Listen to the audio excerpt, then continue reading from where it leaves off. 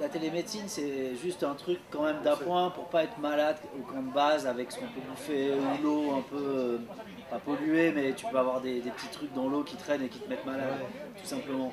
Ça sert surtout à ça la télémédecine. Après en altitude, on peut pas apporter non plus une trousse à pharmacie en caisson de décompression. Donc on amène juste la pharmacie d'urgence, corticoïdes, un truc comme ça, quoi. En parlant de ça, en fait, de choses embarquées, là vous pensez que vous partez avec quoi comme poids en fait Sur au le dos. départ quoi? Sur le dos, tu veux dire, on n'a Ouais. pas. 20 kilos. Ouais, 15. Putain, 20 kilos, c'est énorme. Hein. 20 kilos au départ, après quand on commence à grimper, on a les cordes, les crampons, les piolets Voilà. en moins. Après il faut être léger pour grimper. L'idée c'est d'être léger, rapide. Il faut optimiser tout ce qu'on a. Hein. La tente pèse que dalle, on n'a pas vraiment un duvet, on a un tout petit duvet qui pèse 1 kg. On a un réchaud super efficace qui ne consomme pas trop de gaz. On ne bouffe pas grand chose pendant une semaine. Et puis voilà. Et voilà, en fait, quand vous faites ce genre d'ascension, là, j'imagine que vous avez un partenaire qui vous aide en fait tout financièrement au niveau du matos. Non? Oui, oui, oui. Bah, c'est une partie de notre poche quand même.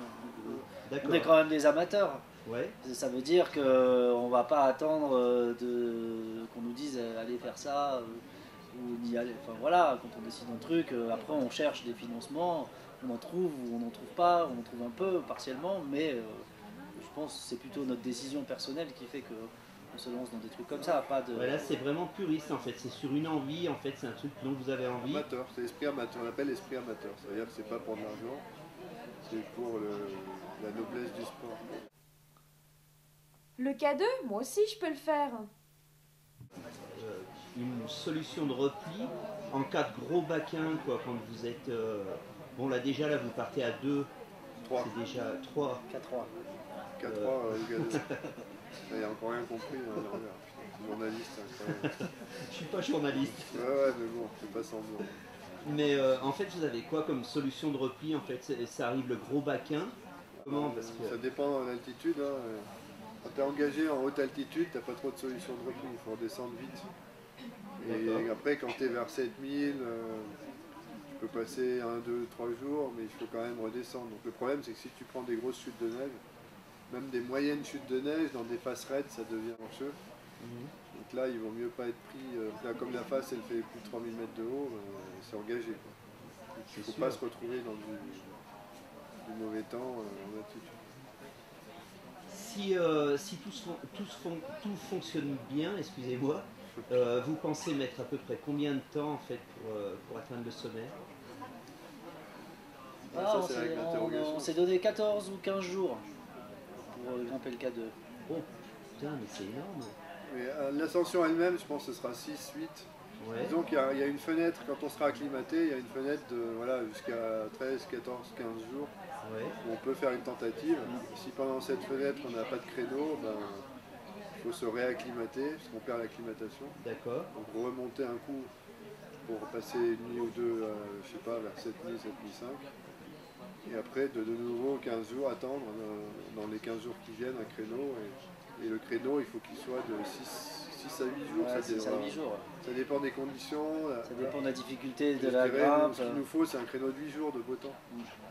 Est-ce que vous vous êtes préparé en fait, si toutefois vous ne pouvez pas atteindre le sommet, à faire demi-tour et à vous dire ben voilà, ça sera pour une autre fois?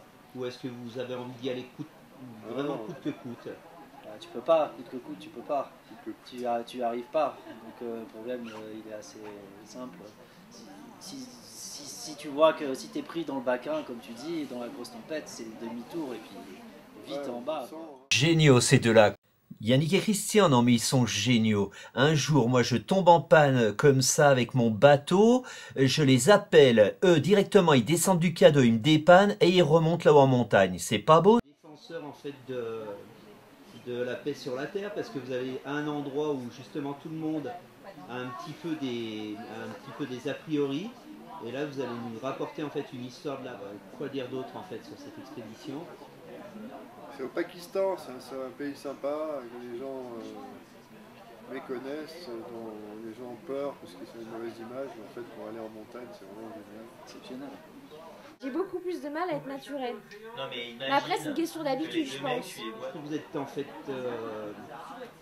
un petit peu déterminé en fait dans ces combats en fait de mélange des peuples, ou est-ce que vous y allez vraiment uniquement pour la passion et pour faire sommet? Les deux, enfin moi c'est les deux, forcément. C'est justement, en même temps je suis attiré par le pays, en même temps je suis attiré par la grimpe là-bas. Donc il y a quand même les deux aspects qui m'intéressent et les deux se complètent pour moi aussi. Ouais, bon, moi j'y ai été depuis 2001, quasiment tous les ans. Je m'occupe d'un projet humanitaire aussi là-bas. C'est pas que la montagne. On a des copains pakistanais qui viennent ici. Bah ouais. Ce projet humanitaire en fait, c'est-à-dire t'essayes d'amener du matériel là-bas? Non, c'était suite au tremblement de terre. On était là-bas en 2005.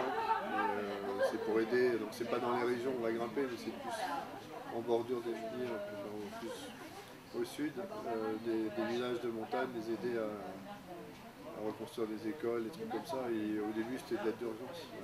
C'est génial ça. C'est génial. Ça s'appelle Solidarité Alpes-Cachemire. C'est génial. Et en fait, vous avez prévu votre date de retour à peu près pour quand là? 3 août, c'est ça? Ouais, 3 août. Le 3 août? Eh ben, on va vous souhaiter bonne chance en fait pour cette expé.